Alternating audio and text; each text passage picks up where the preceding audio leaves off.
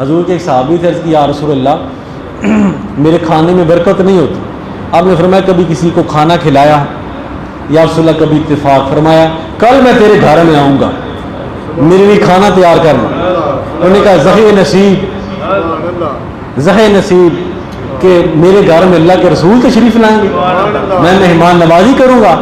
آپ نے فرمایا جب میں کھانا کھا کے چلا جاؤں نا تو میرے پیچھے دیکھنا کیا کیا ہوتا ہے.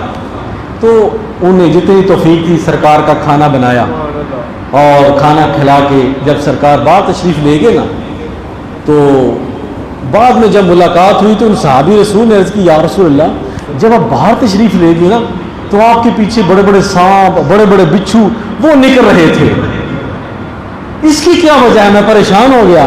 آپ نے فرمایا جب کوئی اللہ کی رضا کے لیے کسی کی مہمان نوازی کرتا ہے تو اللہ تعالیٰ اس کے گھر سے بلاؤں اور مصیبتوں کو اس طرح نکال دیتے ہیں جس طرح ان بچھوؤں کو نکال، ان سانپوں کو نکال دیا. تو فرمایا تو نے میری مہمان نوازی کی ہے، لہذا اللہ